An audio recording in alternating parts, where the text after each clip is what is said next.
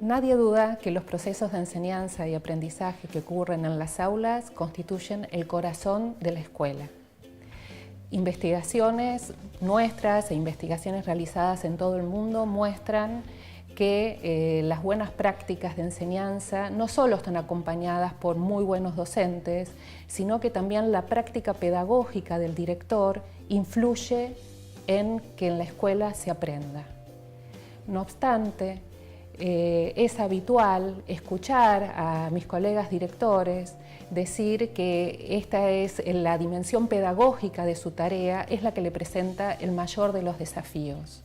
Las otras dimensiones de su trabajo, cuando se tienen que ocupar de cuestiones institucionales, comunitarias, administrativas, ocupan un tiempo que no siempre dejan espacio para su práctica pedagógica. Esto es hasta paradójico porque lo central de la escuela es la enseñanza, el director debería ocuparse de lo central de la escuela y muchas veces esto le resulta imposible. ¿Cómo se construye la dimensión pedagógica de la práctica del director? Una puerta de entrada posible es a partir de las observaciones de clase. Y estoy hablando tanto de directores de escuelas primarias como también de escuelas secundarias. El director tiene que construir un rol de asesor, de poder asesorar a sus docentes. Y cuando digo asesorar, no me refiero a capacitar. Me refiero a acompañar, a sostener las prácticas, a abrir espacios de diálogo, espacios de escucha, espacios para desnaturalizar lo que el profe ya tiene naturalizado. Y este es un espacio a construir entre el director y el docente. Posiblemente un director de una escuela secundaria no pueda hacer esto con todos sus profesores, pero va a tener que elegir un foco por donde empezar a trabajar y construir esta práctica de asesoramiento, que es la que va a generar algún tipo de cambio o algún tipo de mejora en su práctica. Muchas veces, hablando con directores, aparece como un gran temor a entrar al aula, un gran temor a la devolución que deberían hacer a los docentes, sobre todo si no pertenecen al mismo campo disciplinar. Nosotros sostenemos que en realidad un director no solamente puede, sino que parte de su práctica pedagógica consiste en acompañar, en asesorar, e implica un trabajo colaborativo. Un director no debería tener todas las respuestas, no se espera que las tenga, pero sí puede abrir un espacio de interrogación, de pensar junto con un colega profesor para inaugurar otras prácticas en el aula. ¿Qué observa un director cuando observa una clase? Bueno, la observación es una práctica situada, va a tener que ver con muchas cuestiones ligadas a su institución, ligadas al docente que va a observar, a los estudiantes, o sea, no podemos generalizar demasiado. Sin embargo, hay algunas cuestiones ligadas a la observación, como podríamos decir básicas, que podrían estar presentes en todo acto de observación que realiza un director en su escuela. Por ejemplo, en primer lugar, observar qué ocurre con el contenido de la enseñanza. Nosotros sabemos que cada acto pedagógico incluye un docente, alumnos y cierto contenido a enseñar. Respecto de ese contenido, la información que circula en el aula tiene que ser clara. Ese es un requisito. Esto no quiere decir que la clase comience con información clara, porque tal vez comienza con una pregunta y recién al final de la clase se llega a aclarar el enigma. Pero lo que quiere decir es que en algún momento de la clase tiene que quedar claro para los estudiantes qué se estuvo aprendiendo, qué se estuvo enseñando, sobre qué trató la clase. En nuestras investigaciones, muchas veces, cuando termina una clase, les preguntamos a los estudiantes, bueno, ¿y qué aprendiste hoy? ¿O qué te enseñaron? Y no nos pueden responder. O no saben bien de qué fue la clase. Esta cuestión de la información clara, no solamente respecto del contenido, sino también información clara acerca de lo que se le pide al estudiante que haga durante la clase. Parece una cuestión del sentido común, tal vez lo sea, pero no siempre la información clara está presente en una clase y sería una cuestión que el director debería observar.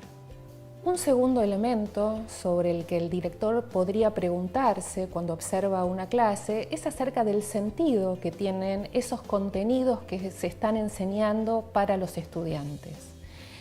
Últimamente escuchamos a menudo hablar a los chicos acerca del sinsentido de lo que me enseñan en la escuela. Me aburro, no me gusta lo que me enseñan, no lo entiendo, no entiendo para qué estoy aprendiendo esto, para qué me lo están enseñando. Es un aspecto ligado a la motivación del estudiante. Aquello que se enseña debería tener alguna ligazón con sus intereses, con la vida de los jóvenes, con cuestiones relacionadas con el afuera de la escuela.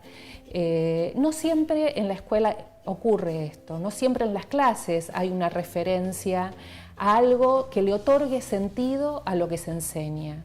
Esa es una responsabilidad del docente. Sabemos que el docente tiene un mandato curricular que cumplir. El currículum es ley dentro de la escuela. Hay algo que un docente de una escuela de gestión estatal o de gestión privada tiene que enseñar en determinado momento. Sin embargo, también el docente tiene espacios de libertad para planificar, pensando en sus alumnos, pensando en su grupo, pensando en el contexto. Es ahí donde la pregunta del sentido encuentra un lugar. O sea, creo que un trabajo importante del docente es cuando planifica y cuando enseña, pensar en el sentido de aquellos contenidos que enseña para sus alumnos. Un tercer aspecto que el director podría enfocar cuando observa una clase es qué tipo de interacción ocurre dentro del aula.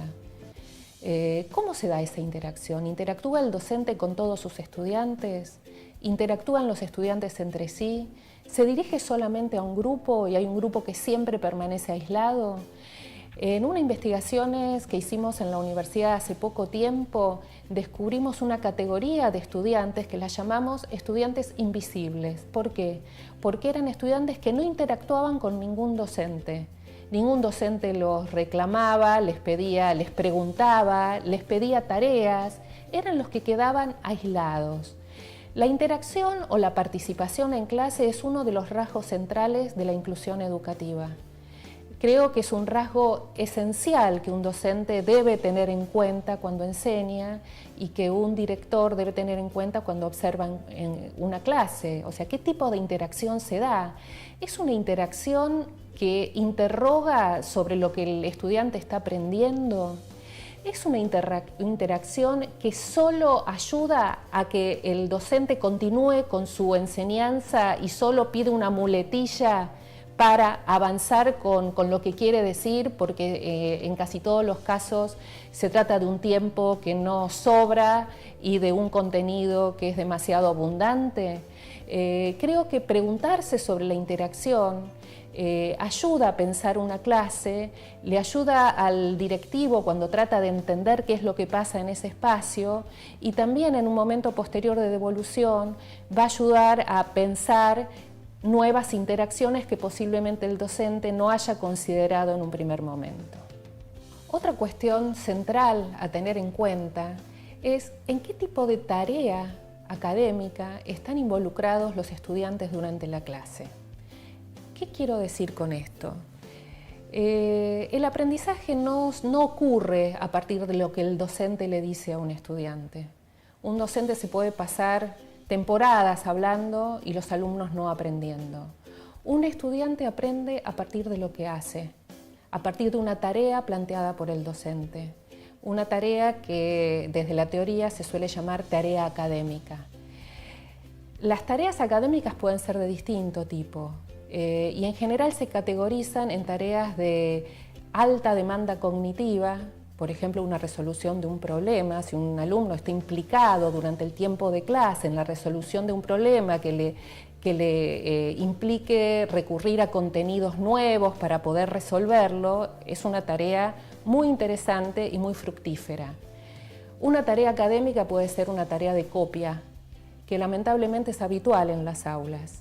Otro tipo de tareas pueden ser las tareas rutinarias, que son aquellas tareas repetitivas, que muchas veces hasta ni tienen demasiado sentido para el estudiante y que en realidad suelen ocupar el tiempo de clase sin obtener a partir de eso un resultado interesante. Es muy importante que el director, cuando observa una clase, pueda entender qué tipo de tarea es la que involucra el trabajo del estudiante, porque esa tarea es la que va a predecir su desempeño posterior. Quien predice qué es lo que el alumno va a aprender no es lo que el docente dice en clase, es la tarea que el alumno hace en la clase.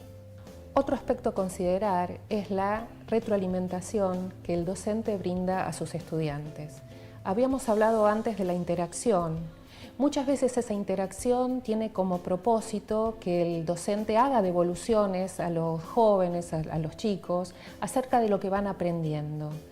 Estas devoluciones son esenciales. La pregunta que se puede hacer ahí el director es: ¿el profesor realimenta la participación de los estudiantes? ¿Les señala sus errores?